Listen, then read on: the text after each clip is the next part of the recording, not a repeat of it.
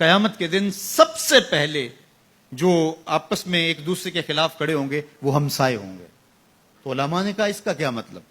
حدیث میں تو آتا ہے کہ سب سے پہلا سوال نماز کا ہوگا، اور ایک حدیث میں آتا ہے سب سے پہلا فیصلہ قتل کا ہوگا. تو یہ ہوا کہ سب سے پہلے دو شخص جو کھڑے ہوں گے وہ ہمسائے ہوں گے. تو کہا کہ عبادات میں سب سے پہلا سوال نماز کا ہوگا، اور معاملات کے اندر سب سے پہلا فیصلہ قتل کا ہوگا. اور تیسری بات ارشاد فرمائی اخلاق میں سب سے پہلا معاملہ جو قیامت کے دن سامنے آئے گا وہ اخلاق کا ہوگا. اور وہ دو ہمسائے، اگر ایک ہمسائے کا دوسرے کے ساتھ رویہ ٹھیک نہیں تھا تو وہ ہمسایہ قیامت کے دن کھڑا ہو جائے گا اور کہے گا مالک یہ میرا ہمسایہ تھا اور اس نے میرے ساتھ رویہ ٹھیک نہیں رکھا. تو اپنے اخلاق کی خوبصورتی کے لیے میں اور آپ کوشاں ہو جائیں. حضرت ابو ذر رضی اللہ تعالیٰ عنہ کو حضور نے مختلف مواقع پہ وصیتیں کی. ان میں سے ایک وصیت یہ تھی کہ یا ابا ذر لا عقل کالتدبیر، تدبیر جیسی عقل نہیں ہے. آپ جب کوئی بھی کام کرنا چاہتے ہیں تو اس کی پہلے منصوبہ بندی کریں اور غور و فکر کر کے پھر اس کام کا آغاز کریں. سمجھداری اس سے بڑھ کر اور کوئی نہیں ہے. یہ میرے حضور کی دی ہوئی تعلیمات ہیں. اور پھر دوسری بات ارشاد فرمائی ولا ورع کالکف، اور رک جانے سے بڑا تقوی کوئی نہیں ہے، پرہیزگاری کوئی نہیں. نیکی کرنا بہت اہم ہے لیکن گناہ سے بچنا اس سے زیادہ اہم ہے. رک جائیں، کسی کا بھلا نہیں کر سکتے تو نقصان نہ کریں. تو اچھائی کرنے کی فضیلت اپنی جگہ، لیکن برائی سے رک جانا اس سے زیادہ اہم ہے.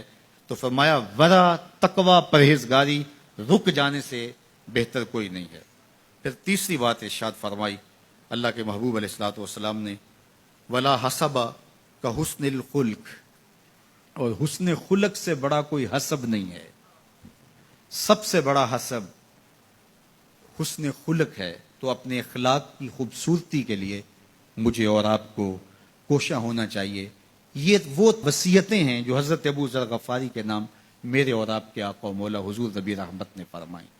اور ان میں اتنی جامعیت ہے کہ اگر ہم اپنی نسلوں کو یہ چیزیں راسخ کرانا شروع کر دیں کہ یہ ہماری نسلوں کی تباہی کے اندر اتر جائیں چیزیں، تو وہ ایک خوبصورت انسان بن کے ابھریں گے اور ایک کامیاب انسان بن کے معاشرے کا حصہ بنیں گے.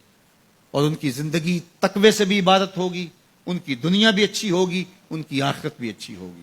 ان کو اچھی طرح ازبر کر لیں، یاد کر لیں، روحوں میں اتار لیں اور اپنے اندر بھی ان کو جذب کریں اور اپنی نسلوں کے اندر بھی ان کو جذب کریں، نسب العین بنا لیں. تو یہ دنیا بھی اچھی اور وہ دنیا بھی اچھی. تو اصل زندگی آخرت کی زندگی. حضور علیہ الصلوۃ والسلام نے جب خندق کھودتے صحابہ کو دیکھا تو یہی کہا اے اللہ زندگی تو آخرت کی زندگی ہے، میرے انصار کو بھی بخش دے، میرے مہاجروں کو بھی بخش دے. اللہ آپ کو جزائے خیر دے. جس شوق و ولولے کے ساتھ، جس محبت کے ساتھ آپ لوگ دور و نزدیک سے تشریف لائے، جس محبت کے ساتھ بیٹھے اور اس اجتماع میں شرکت کی، اس کا آپ کو اللہ بہتر صلہ نصیب فرمائے.